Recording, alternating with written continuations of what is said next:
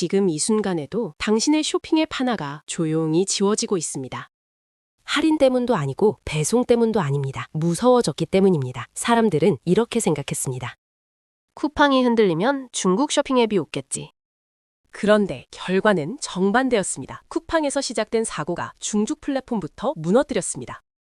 이유는 하나였습니다. 싸냐 비싸냐의 문제가 아니라 내 정보가 안전하냐의 문제였기 때문입니다. 이 순간부터 할인도 쿠폰도 반값도 아무 의미가 없어졌습니다. 그래서 지금 한국 시장에서는 아주 이상한 일이 벌어지고 있습니다. 쿠팡을 떠난 사람들이 중국으로 가지 않았습니다. 그럼 질문은 하나입니다. 사람들은 대체 어디로 간 걸까요?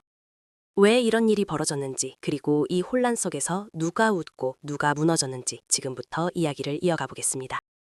지난달 한국 이커머스 시장은 갑작스러운 충격을 맞았습니다. 쿠팡에서 대규모 개인정보 유출 사건이 터졌고 그 과정에서 결정적인 사실 하나가 알려졌죠. 내부 정보를 빼돌린 주체가 중국 국적자였다는 점입니다. 이 한 줄짜리 사실이 소비자 심리를 송두리째 흔들어놨습니다. 사람들 머릿속에서는 아주 단순한 연상이 만들어졌습니다. 내 정보가 새어나갔다. 중국과 연결돼 있다. 그렇다면 위험하다는 인식이 빠르게 퍼졌죠. 복잡한 분석보다 감정적인 경계심이 먼저 작동하기 시작한 겁니다. 그 결과는 숫자로 바로 드러났습니다. 한 달 사이 쿠팡을 떠난 이용자가 100만 명을 훌쩍 넘겼습니다. 웬만한 중견 쇼핑몰 하나가 통째로 사라진 규모죠. 업계는 자연스럽게 다음 장면을 예상했습니다. 이탈한 고객들이 더 싼 중국 앱으로 이동할 거라는 그림이었죠. 상식적으로 보면 말이 됩니다. 쿠팡을 떠난 소비자들이 선택할 대안은 알리나 테무 같은 초저가 플랫폼이었으니까요. 물건은 싸고 앱은 이미 털려있고 선택지는 충분해 보였습니다. 중국 플랫폼 입장에서는 가만히 있어도 고객이 흘러들어올 상황처럼 보였죠. 하지만 뚜껑을 열어보니 결과는 정반대였습니다. 쿠팡에서 빠져나온 사람들은 중국 앱으로 가지 않았습니다. 오히려 중국 쇼핑 플랫폼들이 더 빠른 속도로 무너지고 있었죠. 기대했던 반사이익은커녕 정면에서 얻어맞은 셈이었습니다. 알리의 경우가 대표적입니다.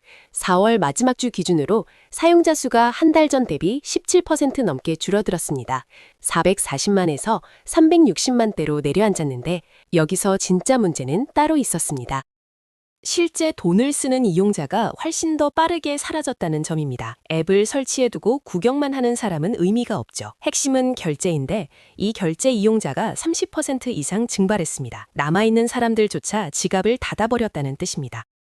테무 역시 상황은 비슷했습니다. 주간 방문자는 줄고 구매 횟수는 17% 이상 감소했습니다. 가파르게 치솟던 성장 곡선이 한순간에 꺾여버린 겁니다.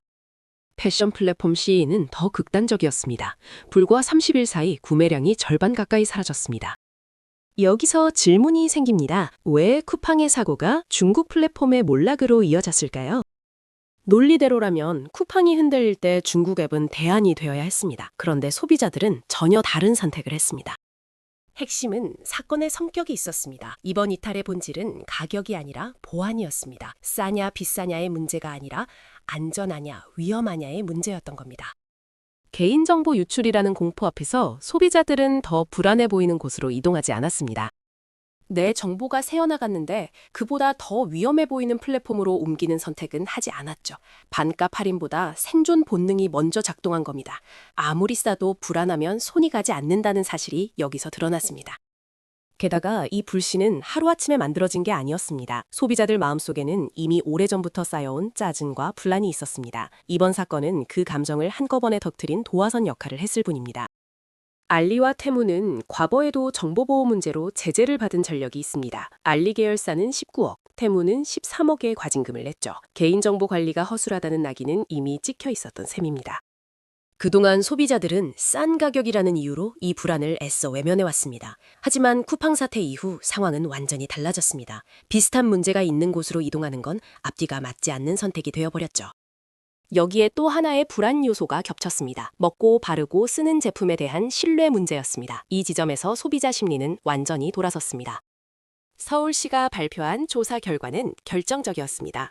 알리와 테무에서 판매되는 화장품과 주방용품 10개를 검사했는데 결과는 충격이었습니다.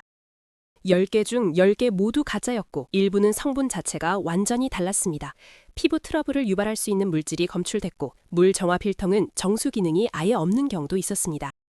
싸게 샀다는 만족감이 건강에 대한 불안으로 바뀌는 순간이었죠.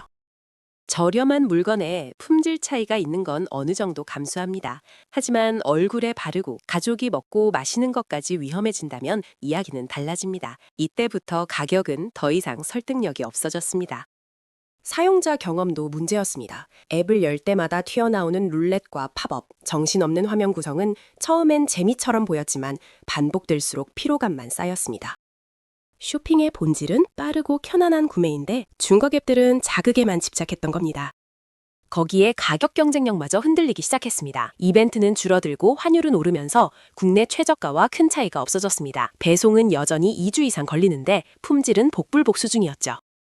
이쯤 되자 소비자들은 계산을 끝냈습니다. 굳이 개인정보 위용을 감수하면서까지 이용할 이유가 없어진 겁니다. 그렇다면 남은 질문은 하나였습니다. 쿠팡도 아니고 중국도 아니라면 사람들은 어디로 갔을까요?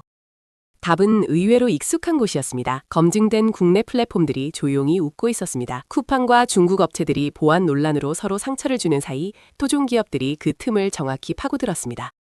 특히 네이버의 움직임이 눈에 띕니다. 검색부터 결제까지 이미 일상에 녹아든 앱이었기 때문에 진입 장벽이 낮았습니다. 최근 30일 기준 네이버 플러스 스토어 이용자는 11% 이상 증가했습니다.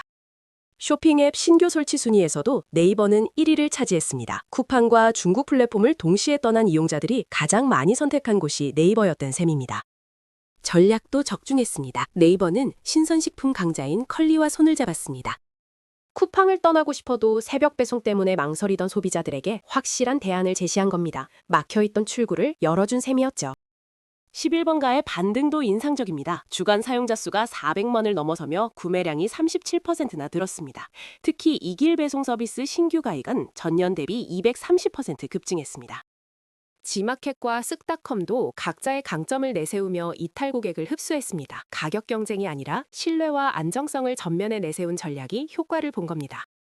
이 과정에서 소비자 행동의 변화가 분명하게 드러났습니다. 조금 더 비싸고 조금 더 느려도 믿을 수 있는 곳을 선택하겠다는 흐름입니다. 최저가가 절대 기준이던 시대가 서서히 막을 내리고 있습니다. 물론 쿠팡의 영향력은 여전히 큽니다. 하지만 철옹성처럼 보이던 독점 구조에 균열이 생긴 것도 사실입니다.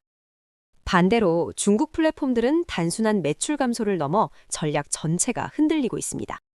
알리의 신선식품 프로젝트는 이미 좌초위기입니다. 출시 90일 만에 취급 품목이 절반으로 줄었고 사실상 멈춰섰다는 이야기가 나옵니다. 테무 역시 김포 물류 거점 계약을 파기하며 발을 빼기 시작했습니다. 한국 상륙 8개월 만에 계획을 수정하는 모습은 상황의 심각성을 보여줍니다. 뒤늦게 약관을 고치고 인력을 늘리고 있지만 돌아선 여론을 되돌리기엔 쉽지 않아 보입니다. 이들의 공통된 오판은 분명합니다. 싸기만 하면 어떤 시장이든 뚫린다는 믿음이었습니다. 동남아와 남미에서는 통했지만 한국은 전혀 다른 판이었습니다. 한국 소비자는 가격만 보지 않습니다. 배송 속도, 환불의 편리함, 품질 기대치가 이미 높은 수준으로 설정돼 있었습니다. 로켓 배송이 만들어낸 기준을 과소평가한 겁니다. 2주를 기다리는 배송은 반값이라도 매력이 떨어집니다. 여기에 개인정보에 민감한 문화까지 고려하지 못했습니다. 한국에서는 정보 유출이 곧 브랜드 붕괴로 이어집니다. 이 문화적 차이를 읽지 못한 대가가 컸습니다. 이번 사태가 던지는 메시지는 분명합니다. 이제 이기는 전략은 최저가가 아닙니다. 마음 놓고 결제할 수 있는 신뢰, 문제가 생겼을 때 책임지는 구조가 핵심 경쟁력이 됐습니다. 100만 명의 소비자가 발로 의사를 표현했습니다. 싸도 불안하면 안 산다는 신호를 보낸 겁니다. 이 메시지를 읽지 못하는 기업은 다시 같은 위기를 맞게 될 겁니다. 쿠팡에서 시작된 파장이 중국 플랫폼을 덮쳤고 그 틈에서 국내 기업들이 기회를 잡았습니다. 하지만 이 구도 역시 영원하지는 않습니다. 신뢰를 잃는 순간 누구든 같은 길을 걸을 수 있습니다. 결국 살아남는 곳은 하나입니다. 가격이 아니라 믿음을 끝까지 지키는 기업이죠. 온라인 쇼핑 전쟁의 무기는 바뀌었습니다. 이제 싸움의 중심에는 신뢰가 있습니다. 이 지점에서 한 번 더 짚어볼 필요가 있습니다. 소비자들이 등을 돌린 이유는 단순히 무섭다는 감정 하나 때문만은 아니었습니다. 그동안 쌓여왔던 경험들이 이번 사건을 계기로 한꺼번에 정리된 겁니다. 말하자면 참고 참다가 마지막 선을 넘은 순간이었죠. 생각해보면 많은 사람들이 중국 플랫폼을 쓰면서도 늘 찜찜함을 안고 있었습니다. 배송은 언제 올지 모르고 문제가 생기면 어디에 항의해야 할지도 애매했죠. 그래도 싸니까 그 한 가지 이유로 눈을 감아왔던 겁니다. 하지만 쿠팡 사태 이후 상황은 달라졌습니다. 개인정보라는 가장 민감한 영역이 건드려지자 소비자들은 더 이상 타협하지 않겠다고 결심했습니다. 이때 선택 기준이 완전히 바뀌었습니다. 싼 곳이 아니라 안전한 곳으로 옮겨간 겁니다. 여기서 중요한 건 이 변화가 특정 세대만의 반응이 아니라는 점입니다. 20대부터 50대까지 온라인 쇼핑을 쓰는 거의 모든 연령대에서 같은 흐름이 나타났습니다. 신뢰가 무너지면 가격은 아무 의미가 없다는 공통된 판단이었죠. 특히 자녀를 둔 가정에서 반응이 더 민감했습니다. 아이가 쓰는 물건, 가족이 함께 먹는 제품을 생각하면 더 이상 모험을 할 수 없다고 느낀 겁니다. 싼 가격보다 마음 편한 선택이 훨씬 중요해진 순간이었습니다. 이런 흐름은 단기적인 불매운동과는 성격이 다릅니다. 한번 마음이 돌아서면 다시 습관을 바꾸기 어렵습니다. 이미 다른 플랫폼에 결제 수단을 등록하고 사용 패턴을 옮겼다면 되돌아갈 이유가 사라지거든요. 그래서 중국 플랫폼 입장에서 이번 사태는 단순한 실적 하락이 아닙니다. 이용자의 생활 동선에서 아예 빠져나가고 있다는 점이 더 치명적입니다. 앱이 삭제되고 다시 설치되지 않는 상황이 반복되고 있는 겁니다. 이건 광고비를 조금 더 쓴다고 해결될 문제가 아닙니다. 쿠폰을 뿌리고 할인을 늘려도 신뢰가 회복되지 않으면 효과는 제한적일 수밖에 없습니다. 이미 소비자들은 가격보다 위험을 먼저 계산하기 시작했기 때문입니다. 여기서 또 하나 주목할 변화가 있습니다. 검색 행동 자체가 달라졌다는 점입니다. 예전에는 가격 비교가 중심이었다면 이제는 후기와 판매자 정보, 유통 구조를 먼저 확인하는 경우가 늘고 있습니다. 이 회사는 어디에 서버를 두고 있는지, 문제가 생기면 대응은 어떻게 하는지 이런 질문들이 자연스럽게 따라붙고 있죠. 쇼핑이 점점 투자 판단처럼 변하고 있는 겁니다.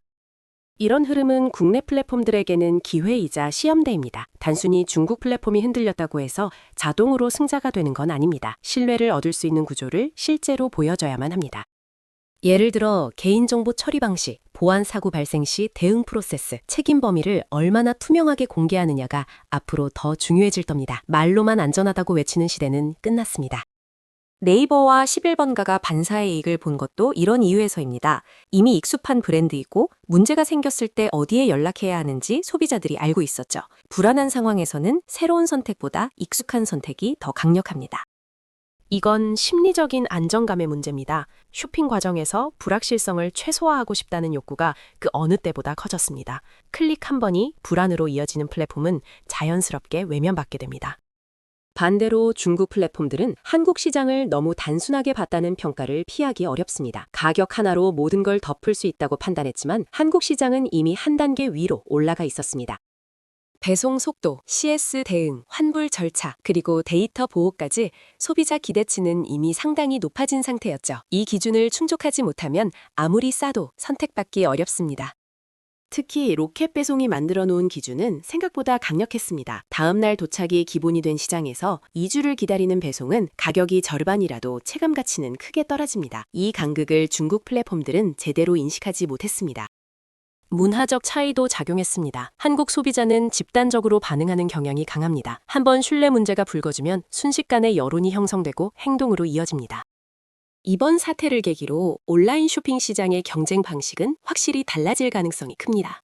이전에는 누가 더 싸게 파느냐가 핵심이었다면 이제는 누가 더 안전한 환경을 제공하느냐가 관건이 되고 있습니다.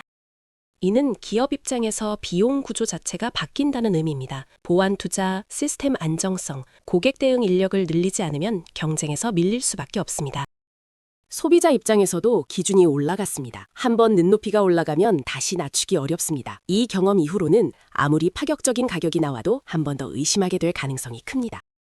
그래서 이번 사건은 단순한 쿠팡 리스크나 중국 플랫폼 리스크로 끝나지 않을 가능성이 큽니다. 시장 전체의 기준선을 끌어올린 사건으로 기록될 가능성이 높습니다. 앞으로 관전 포인트는 분명합니다. 중국 플랫폼들이 어떤 방식으로 신뢰 회복을 시도할지, 그리고 국내 플랫폼들이 이 기회를 얼마나 잘 살릴지입니다. 단기적으로는 광고와 할인 경쟁이 다시 벌어질 수 있습니다. 하지만 장기적으로 살아남는 쪽은 결국 신뢰를 구조로 만들어낸 기업일 겁니다. 이번 사건은 소비자들이 시장의 방향을 어떻게 바꿀 수 있는지를 보여준 사례이기도 합니다. 100만 명의 이탈은 숫자 이상의 의미를 가집니다. 집단 선택 하나가 거대한 기업 전략을 흔들 수 있다는 걸 증명했죠.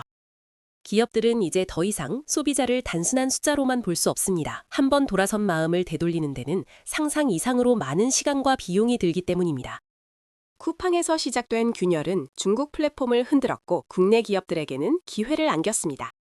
하지만 이 흐름은 언제든 다시 바뀔 수 있습니다. 신뢰는 쌓기는 어렵고 무너지는 건 순식간이기 때문입니다.